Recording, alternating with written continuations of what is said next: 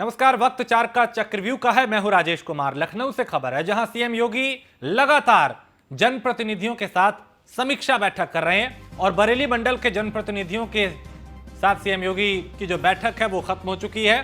शाम 5 बजे देवीपाटन मंडल के जनप्रतिनिधियों के साथ वो बैठक करेंगे और सीएम आवास पे देवीपाटन मंडल के जनप्रतिनिधियों के साथ उनकी समीक्षा बैठक होगी। मुख्यमंत्री लगातार अलग अलग मंडलों की समीक्षा कर रहे हैं और आज भी कई मंडलों की वो समीक्षा कर रहे हैं।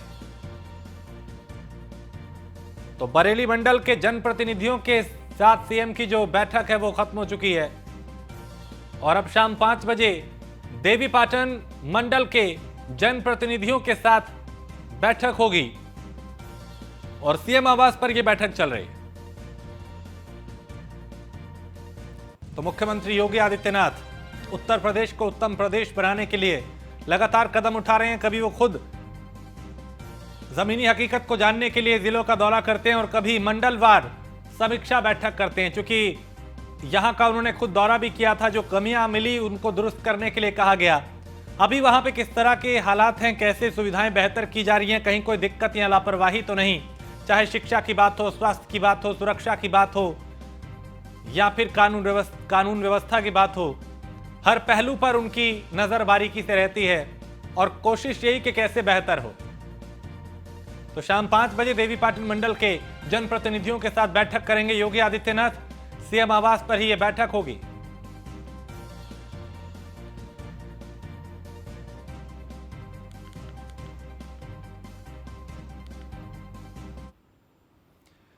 और नोएडा पुलिस कमिश्नर लक्ष्मी सिंह ने बड़ा एक्शन लिया है, जहां एक सब इंस्पेक्टर समेत 2 कांस्टेबल को सस्पेंड किया गया है।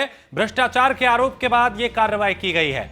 ईमेल के माध्यम से पुलिसकर्मियों के खिलाफ शिकायत मिली थी और लापरवाही बरतने के संबंध में चौकी प्रभारी झुंडपुरा उपनिरीक्षक संजय पुनिया को सस्पेंड किया गया है और कांस्टेबल अरविंद कुमार और कांस्टेबल अमित कुमार पर उगाही के आरोप में मुकदमा दर्ज हुआ है। थाना फेस 1 का यह मामला। तो पुलिस कमिश्नर लक्ष्मी सिंह, जिन्होंने हाल ही में नोएडा की कमान संभाली है, वो लगातार एक के बाद एक कई इस तरह के कदम उठा रही हैं जो एक नजीर बन रही है। और यहां पे भी जिन पुलिस कर्मियों के खिलाफ शिकायत मिली वहां पर एक्शन लिया गया है, कार्रवाई की गई है। थाना फेस 1 का यह मामला। तो नोएडा पुलिस कमिश्नर लक्ष्मी सिंह ने बड़ी कार्रवाई की। एक सब इंस्पेक्टर समेत 2 कांस्टेबल को सस्पेंड किया गया है। निशांत शर्मा नोएडा से हमारे ब्यूरो चीफ इस खबर पे ज्यादा जानकारी के साथ। निशांत, लक्ष्मी सिंह जो पुलिस कमिश्नर है नोएडा की, बड़ा एक्शन उन्होंने लिया, कई पुलिस कर्मियों पे घास गिरी। देखिए, फिर एक बड़ी कार्रवाई लक्ष्मी सिंह द्वारा देखने को मिली है। हालांकि इसमें साफ तौर पर देखा गया कि जिस मामले में भ्रष्टाचार के आरोप लगे और भ्रष्टाचार के आरोप में थाना फेस 1 पर एक शिकायत जो आई थी ईमेल के माध्यम से, और जिसमें साफ तौर पर कहा गया कि 2 कांस्टेबल पर घूसखोरी का आरोप था, जिनको तत्काल प्रभाव से उन्हें सस्पेंड किया गया, उनके खिलाफ भ्रष्टाचार का मुकदमा दर्ज किया गया। फिलहाल और जो झुंडपुरा चौकी इंचार्ज था स्थानीय, उस जो चौकी प्रभारी झुंडपुरा संजय पुनिया सब इंस्पेक्टर को भी सस्पेंड किया गया। तो कहीं ना कहीं ये देखा जाए 3 पुलिसकर्मियों को सब इंस्पेक्टर समेत सस्पेंड किया गया है और 2 पुलिसकर्मी जो कांस्टेबल है जिन पर घूसखोरी का आरोप है, उनके खिलाफ भ्रष्टाचार का भी मुकदमा दर्ज किया गया। और कहीं ना कहीं ये साफ मैसेज दिया गया है कि कोई भी लापरवाही बर्दाश्त नहीं की जाएगी। वहीं पुलिस कमिश्नर लक्ष्मी सिंह द्वारा ये बड़ी कार्रवाई देखने को मिली है। बहुत शुक्रिया निशांत जानकारी के लिए। तो यहां पे पुलिस कमिश्नर लक्ष्मी सिंह ने बड़ा एक्शन लिया और कई पुलिसकर्मियों के खिलाफ एक्शन लिया गया जिन पे भ्रष्टाचार के आरोप लग रहे थे। और अपने बयानों को लेकर लगातार सुर्खियों में रहने वाली लोनी से बीजेपी विधायक नंदकिशोर गुर्जर ने बिजली कर्मियों की हत्या करने वाले बयान पर यू टर्न ले लिया है। साथ ही कहा कि अगर कोई फर्जी तरीके से कर्मचारी बन के घुसता है तो उसका विरोध किया जाएगा। इसे लेकर न्यूज़ 1 इंडिया से बात करते हुए उन्होंने और क्या कुछ कहा, उन्हें सुनते हैं। अपने बयानों को लेकर सुर्खियों में रहने वाले लोनी विधायक नंदकिशोर गुर्जर का एक नया बयान सामने आया है और इस बार उन्होंने एक अपील की है और कहा है कि जो बिजली कर्मी घर पर आते हैं और मनमानी करते हैं और साथ ही फर्जी बनकर आते हैं, उनके खिलाफ मुझे शिकायत दें और अगर आपसे कुछ नहीं होता है तो मुझे बताएं। और यहां तक कि उन्होंने हत्या करने का आह्वान तक किया है। लीक से हटकर जो कार्य हैं वो करने वाले विधायक लोनी नंद किशोर गुर्जर इस हमारे साथ हैं। विधायक जी, ये बताइए कि जो आपने आह्वान किया हत्या का, ये बहुत बड़ी बात है। नहीं, आपका आह्वान हमने नहीं किया है। इसको जो इनका जो सोशल मीडिया का जो काम देखते हैं, आईटी का काम देख रहे हैं, उन लोगों ने उसको कहीं ना कहीं उसके अंदर छेड़छाड़ की है। जो मेरा बयान है वो सब जगह है, मैंने उसका बाद में भी दिया है। जो उस दिन दिया था वो कई चैनल पे चला भी है। मैंने ये जरूर कहा है, क्योंकि बिजली की बात करना ही गलत है। बिजली कर्मियों के साथ मारपीट या उनके साथ की कोई बात ही नहीं है। कोई भी मेरा वीडियो उठा ले जिसमें इन्होंने भी कोशिश की है हमारा बयान डालने की, उसमें भी बिजली का नहीं है। हमने ये कहा है कि जो फर्जी अपराधी बिजली वाला बन करके जो आते हैं और लोगों को बंधक बना करके लूटते हैं। लोग लौनी में दिन दहाड़े 2:30 बजे 6 घरों में इस तरह की घटना हुई। ये लोग मुझसे 2 बार मिले, तब मैं वहाँ स्वयं गया।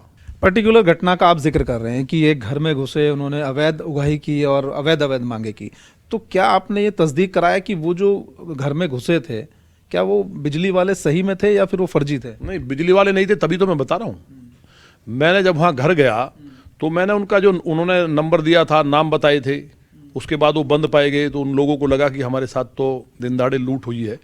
तो बिजली वालों ने कहा कि इस तरह के लोगों से हमारा कोई मतलब नहीं है। तो इसका मतलब ये अपराधी थे और घरों में घुस के बिजली वाले फर्जी कार्ड दिखा के और लोगों को बंधक बनाया, मोबाइल तक रखवा लिए और यहाँ तक कहा कि अगर आपने पुलिस को इन्फॉर्म किया तो हम तुम्हें जान से मार देंगे। और लोगों में एक भय का माहौल था।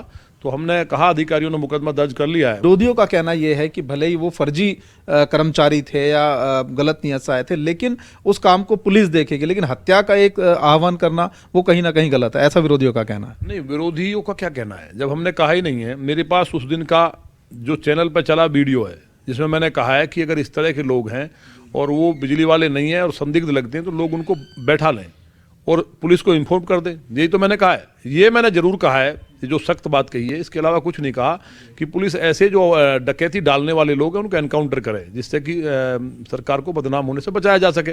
तो जो डाल के, जो बना के, एडिट करके जो उन्होंने चलाया है, जो मेरा पहले दिन से चल रहा है, वो तो आपके सामने, आपने भी सुना है। तो मैं तो उस पर आज भी कायम हूँ। तो ये हैं भाजपा के लोनी विधायक नंद किशोर गुर्जर। 2 बातें हैं। सबसे पहला तो ये कि जिस वीडियो का जिक्र करके चारों तरफ हल्ला मच रहा है और कहा जा रहा है कि जो हत्या है उसका आह्वान किया जा रहा है, सीधे तौर पर, साफ तौर पर जो विधायक हैं उन्होंने इस बात को नकार दिया और कहा कि पुलिस उनका एनकाउंटर करे और उन्होंने हत्या का जो आह्वान है वो किसी तरह का नहीं किया था। कैमरामैन हिमांशु के साथ यादराम भारती, न्यूज़ 1 इंडिया, गाजियाबाद। और खबर शाहजहांपुर से है, जहां मैनपुरी से सांसद डिंपल यादव पर की गई गलत टिप्पणी, कार्यकर्ताओं पर फर्जी मुकदमे और कई समस्याओं को लेकर समाजवादी पार्टी के कार्यकर्ताओं ने प्रदर्शन किया। साथ ही कार्यकर्ताओं ने कई मांगों को लेकर राज्यपाल के नाम ज्ञापन सौंपा। इस दौरान समाजवादी पार्टी के वर्तमान जिला अध्यक्ष तनवीर खान के साथ सैकड़ों कार्यकर्ता मौजूद रहे।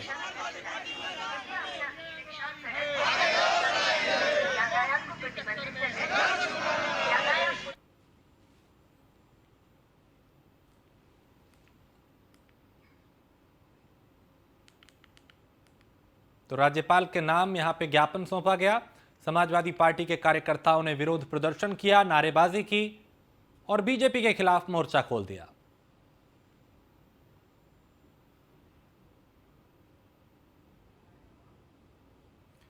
तो डिंपल यादव के खिलाफ की गई टिप्पणी को लेकर सपा कार्यकर्ताओं में काफी गुस्सा है, नाराजगी है, कार्रवाई की मांग की जा रही है।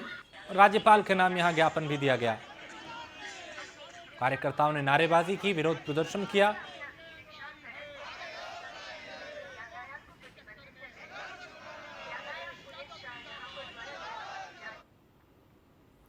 और पीएम मोदी ने मध्य प्रदेश में ग्लोबल इन्वेस्टर समिट का शुभारंभ किया। इंदौर के ब्रिलियंट कन्वेंशन सेंटर में आयोजित 2 दिवसीय इन्वेस्टर समिट का पीएम मोदी ने वर्चुअली उद्घाटन किया। कार्यक्रम को संबोधित करते हुए प्रधानमंत्री ने कहा कि मध्य प्रदेश में ग्लोबल इन्वेस्टर समिट ऐसे समय में हो रहा है जब भारत अमृत काल में प्रवेश कर चुका है। हम विकसित भारत के निर्माण के पथ पर आगे बढ़ रहे हैं।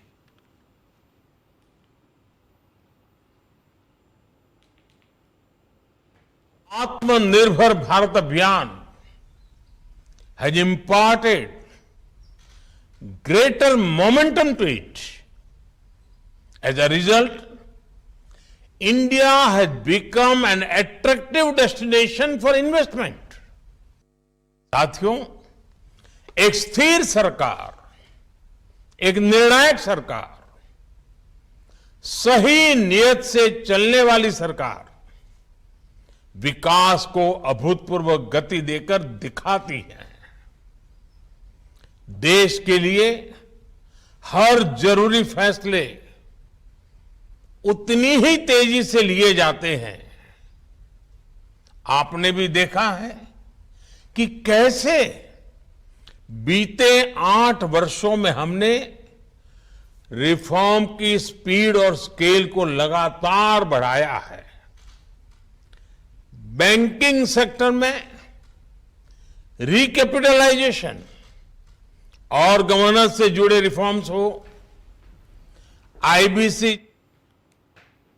और कड़ाके की ठंड जारी है। शाहजहांपुर में नगर निगम ठंड को लेकर कितना तैयार है, इसका रियलिटी चेक करने के लिए न्यूज़ वन इंडिया की टीम रात में रैन बसेरों का रुख करने का हमने रुख किया वहां पे, और शहर में न्यूज़ वन इंडिया की टीम ने कई जगह रियलिटी चेक किया। वहां की जमीनी हकीकत क्या थी, आपको दिखाते हैं। शाहजहांपुर में रैन बसेरा के पास मौजूद हूं मैं, और ये रैन बसेरा नगर निगम के द्वारा बनाया गया है। मेरे साथ इस समय यहाँ के चौकीदार मौजूद हैं, दीपक कुमार नाम है इनका। दीपक, सबसे बड़ी बात है कि लोग मंदिर के बाहर लेटा करते थे, भीषण ठंड हो रही है। अब किस तरह से लोग इस रैन बसेरे के अंदर हैं, कितने लोग हैं मुझे बताएंगे जरा? ये इससे 29 लोग हैं सर, और 29 लोगों को मतलब रजाई गद्दे के लिए 21 बेड है हमारे पास, 21 रजाई 21 तख्त हैं।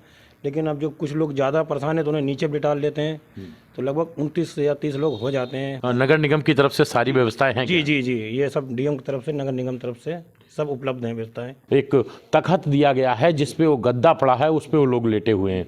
बहुत सारे लोग आप देख सकते हैं। देखिए यहाँ पर बहुत सी जो अभी बेड की व्यवस्था नहीं हो पाई है, तो उनको हालांकि नगर निगम की तरफ से नीचे व्यवस्था की गई है। चाचा, ये बताओ कि जो यहाँ के जो जिलाधिकारी हैं, जो यहाँ के नगर निगम की तरफ से व्यवस्था की गई है, क्या व्यवस्थाएं अच्छी हैं? नहीं, सही है, व्यवस्था सही है, बढ़िया है। क्या व्यवस्था की गई है नगर निगम की तरफ से? यहाँ गद्दा भी है, रजाई भी है, तख्त भी है, कंबल भी है, कोई परेशानी नहीं, दिक्कत है। मेरे साथ मेरे पीछे कुछ लोग आपको लेटे दिखाई देंगे, जो रात्रि का इतनी ठंड है उसके बाद भी एक जो दुकान है, उनके दुकानों के सहारे यहाँ पर कुछ लोग ये लेटे हुए हैं।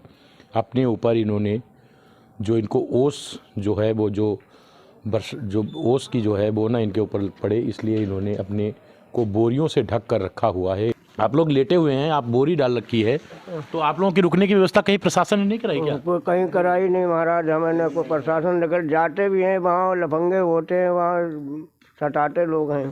क्या करे भैया, लगते नहीं है का है? लगते नहीं का है, ठंड लगती है। हाँ, तो आपने प्रशासन ने कोई व्यवस्था नहीं की आप लोगों ने? भैया नहीं, लेटने के लिए कोई व्यवस्था नहीं की है? व्यवस्था नहीं, देख रहे पूरी पल्ली भीगी है पानी से।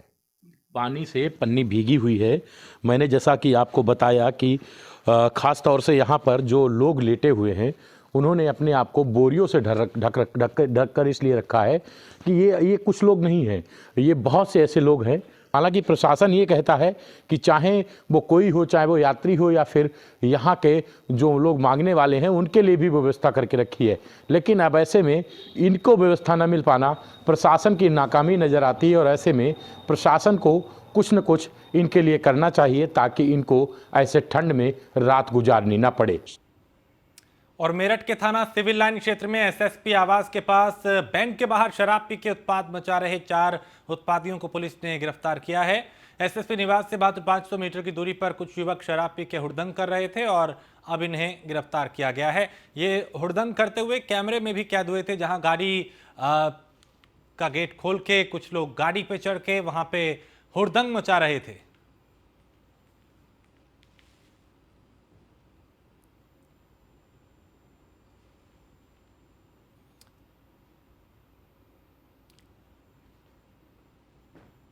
खबर हापुड़ से है, जहां डंपिंग ग्राउंड के विरोध में दर्जनों लोग सड़क पर उतर आए। साथ ही लोगों ने डंपिंग ग्राउंड के कार्य को रुकवा भी दिया। बता दें कि आबादी वाले इलाके में नगरपालिका डंपिंग ग्राउंड बनवा रहा है, जिसको लेकर लोगों में काफी गुस्सा है और लोगों का कहना है कि इससे यहां रहना मुश्किल हो जाएगा। साथ ही लोगों का यह भी कहना है कि शिकायत के बाद भी नगरपालिका के अधिकारी उनकी समस्या को सुनने को तैयार नहीं। ये मामला कोतवाली पिलखुआ के सलेश फार्म कॉलोनी का है।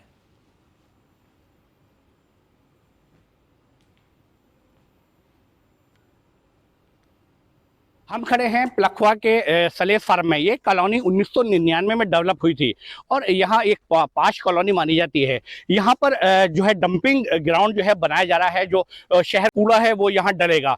यहाँ काफी लोग इकट्ठा हैं, आप देख सकते हैं जो इसका विरोध कर रहे हैं। लोगों का कहना है अगर डंपिंग ग्राउंड बनेगा तो यहाँ लोगों का जीना मुहाल हो जाएगा, यहाँ बदबू आएगी और इस कॉलोनी में लोगों को रहना मुश्किल हो जाएगा। क्या वजह है, क्यों विरोध किया जा रहा है?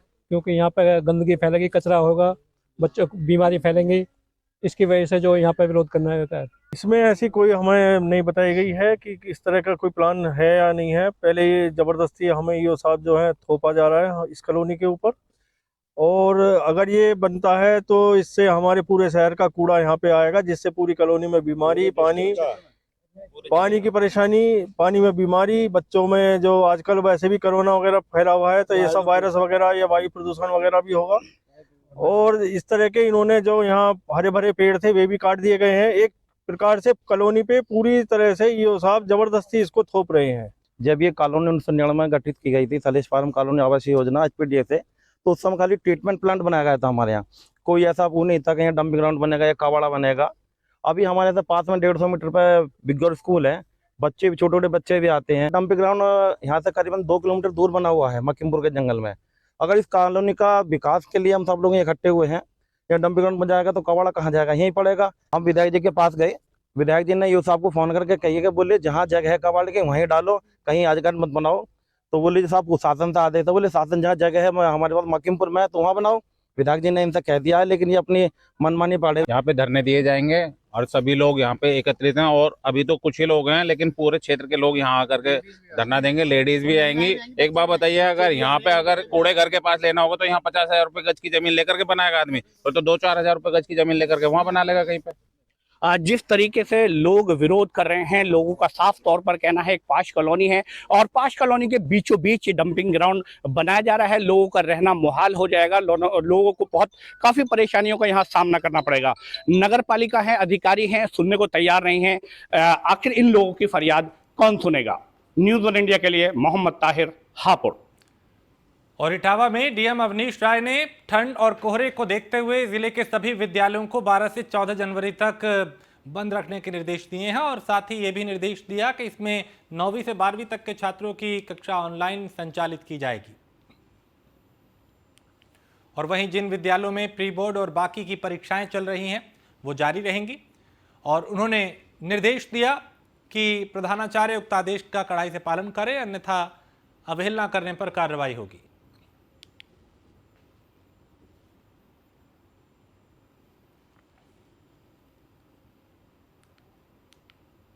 और बिजनौर में योगी सरकार की पुलिस का एक बार फिर खौफ देखने को मिला है, जहां कानून के डर से एक हिस्ट्री शीटर हाथ जोड़कर थाने पहुंचा। इस दौरान इस बदमाश ने अपराध न करने की कसम खाई, और हिस्ट्री शीटर शावेज पर 1 दर्जन से ज्यादा मामले दर्ज हैं। आरोपी शहर कोतवाली के टिकोपुर का रहने वाला है। नहीं करोगे? कौन, किसको मानते हो तुम? अल्लाह को या किसको? हाजिर नाजिर मान के बताओ कि मैं कोई अपराध नहीं करूंगा। सर मैं अल्लाह का हाजिर नाजिर मान के कहता हूँ मैं कोई अपराध नहीं करूंगा आइंदा। मुझे एक मौका दे दिया जाए। अपराध छोड़ोगे? जी अपराध छोड़ दूंगा। किसके डर से छोड़ रहे हो? सर अल्लाह के और आपके। भाई अब की बार में हम एक मौका तुम्हें दे रहे हैं, यदि अब की बार तुमने कोई चोरी की या कोई भी गलत काम आपने किया तो कानून के अनुसार सख्त कार्रवाई की जाएगी। जी सर मुझे मंजूर होगा सर, मैं आइंदा कोई अपराध नहीं करूँगा। आप अपने परिवार के साथ आए हो, छोटे छोटे बच्चे हैं, इसलिए हमारा उद्देश्य ये है कि सुधारने का है, लेकिन आप नहीं सुधरोगे तो कार्रवाई के लिए फिर तैयार रहना। ठीक है सर, मुझे मंजूर है। ठीक है जी। फिर जोर से कहो कि किसकी सौगंध में कह रहे हो कि मैं अपराध नहीं करूँगा। सर अल्लाह की और बच्चों की हाँ कसम खा कहता हूँ मैं आइंदा कोई अपराध नहीं करूँगा। चलो ठीक है, इसकी ज़रूरत पड़ेगी तो हम निगरानी करेंगे तुम्हारी। ठीक है, यदि आप पाया जाएगा अपराध नहीं कर रहे हो तो हम आपको इसमें आपकी मदद करेंगे, और हमें पाया जाएगा कि अपराध कर रहे हो तो हम कानून के हिसाब से कार्रवाई करेंगे। ठीक है सर, मुझे मंजूर। और बुलंदशहर से खबर है, जहां अगवा किशोरी की बरामदगी के लिए धरना प्रदर्शन किया गया। किसानों ने गुलावटी थाने पर प्रदर्शन किया और आरोपियों से पूछताछ के बाद नहर में तलाश की जा रही है। अगवा किशोरी को नहर में पुलिस तलाश रही है और पुलिस के खिलाफ धरने पर किसान बैठे हैं।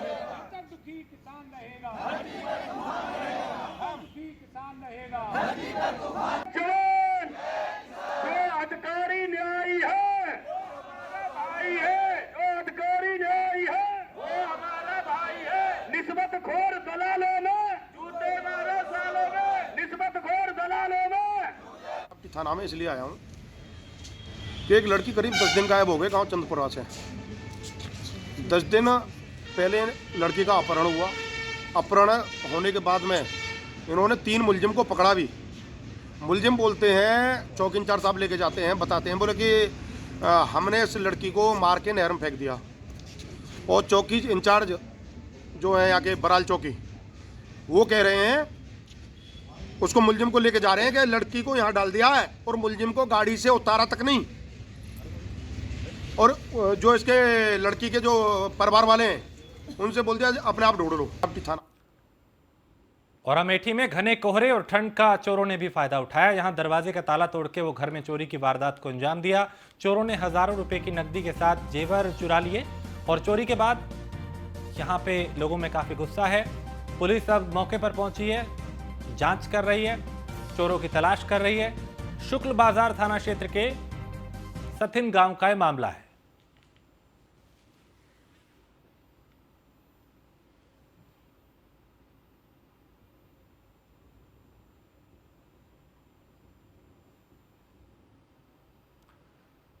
और बुलंदशहर के मलका पार्क में शिवसेना कार्यकर्ताओं ने करप्शन के खिलाफ हल्ला बोल किया और एआरटीओ आपूर्ति और रजिस्ट्री विभाग में भ्रष्टाचार का आरोप लगा के शिवसेना के कार्यकर्ताओं ने यहां प्रदर्शन किया, नारेबाजी की। विभाग में भ्रष्टाचार का आरोप लगा के यहां पे ज्ञापन भी सौंपा गया।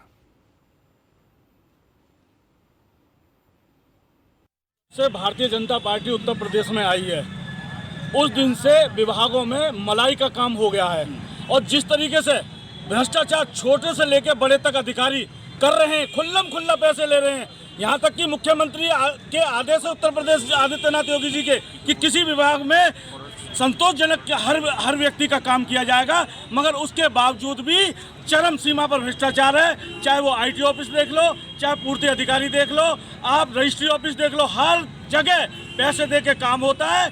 और जिन लोगों को आज सत्ता में बैठाया प्रतिनिधि, शहर के विधायक, कोई भी काम करने को तैयार नहीं है, क्या कहूं, जनता की सुनवाई करने के लिए तैयार नहीं है। इसी को लेकर आज शिवसेना हल्ला बोल रही है। तो शिवसेना के कार्यकर्ताओं ने यहां पे विरोध प्रदर्शन किया। भ्रष्टाचार का ये लोग आरोप लगा रहे थे। इन्होंने कहा कि कई विभाग ऐसे हैं जहां पे भ्रष्टाचार का बोलबाला है और बिना रिश्वत दिए काम नहीं होता। और इसी को लेकर ज्ञापन भी सौंपा गया, प्रदर्शन भी किया गया और नारेबाजी भी की।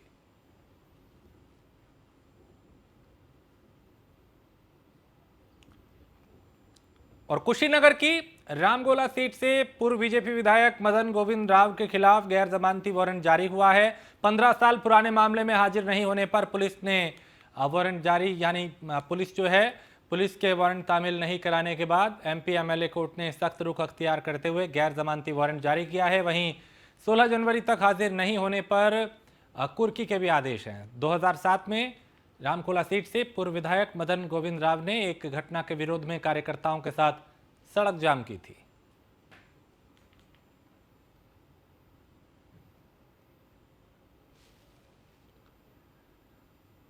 और उत्तराखंड के मुख्यमंत्री पुष्कर सिंह धामी जोशीमठ के लिए रवाना हुए हैं। देहरादून से जोशीमठ के लिए वो रवाना हुए और जोशीमठ में ही रात्रि विश्राम करेंगे मुख्यमंत्री पुष्कर सिंह धामी। चूंकि जोशीमठ में चिंताजनक हालात बने हुए हैं, इसको लेकर लगातार वो बैठकें भी कर रहे हैं, समीक्षा भी कर रहे हैं, जानकारी भी ले रहे हैं। 2 दिन पहले भी उन्होंने यहाँ पे निरीक्षण किया था, हवाई सर्वेक्षण किया था, जमीनी हकीकत को भी जाना था।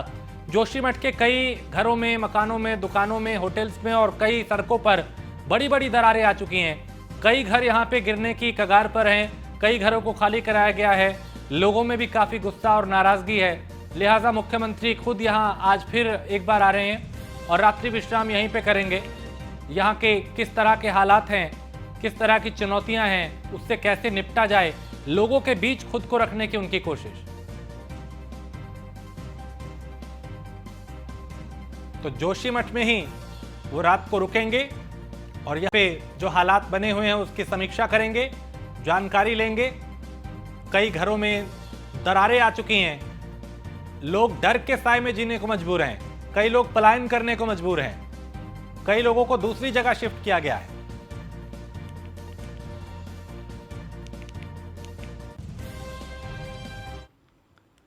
और वाराणसी में उत्तर प्रदेश भाईचारा कमेटी की तरफ से जानलेवा चाइनीज मांझे के इस्तेमाल से बचने कई जागरूकता अभियान चलाया गया। कमेटी के प्रदेश अध्यक्ष प्रमोद वर्मा के नेतृत्व में अस्थि घाट पे अभियान के 10वें चरण पे पुरुष, महिलाओं और बच्चों को मांझा दिया गया और अपील की गई कि जानलेवा मांझा का इस्तेमाल ना करें। लोगों को जागरूक किया जा रहा है।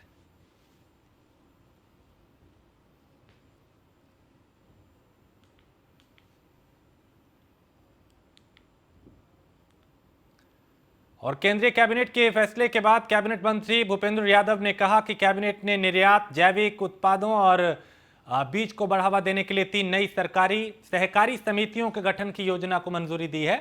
और मंत्रिमंडल ने रुपे डेबिट कार्ड और भीम यूपीआई के जरिए लेन देन को बढ़ावा देने के लिए 2600 करोड़ रुपए की प्रोत्साहन योजना को भी मंजूरी दी है। केंद्रीय मंत्रिमंडल ने बहुराज्य सहकारी समिति अधिनियम 2022 के तहत एक राष्ट्रीय स्तर की बहुराज्य सहकारी निर्यात सोसाइटी की स्थापना को भी मंजूरी दी है।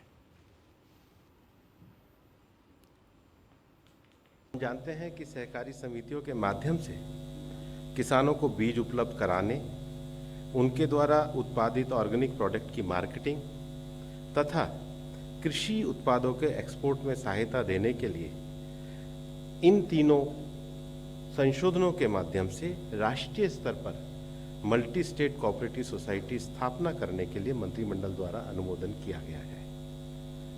हम ये भी जानते हैं कि हमारे देश में कोऑपरेटिव सोसाइटी का इतना महत्व है कि देश में 8,50,000 रजिस्टर्ड कोऑपरेटिव हैं, जिसमें लगभग 29 करोड़ मेंबर हैं और ये सदस्य प्रमुख रूप से ग्रामीण इलाकों से हैं, कृषि और श्रावस्ती में ग्राम सुरक्षा समिति की बैठक आयोजित की गई, जिसमें आईजी उपेंद्र कुमार अग्रवाल ने शिरकत की, जिस दौरान पुलिस अधीक्षक अरविंद कुमार मौर्य ने आईजी उपेंद्र कुमार का स्वागत किया और बैठक में सुरक्षा को लेकर अधिकारियों को जरूरी दिशा निर्देश दिए गए।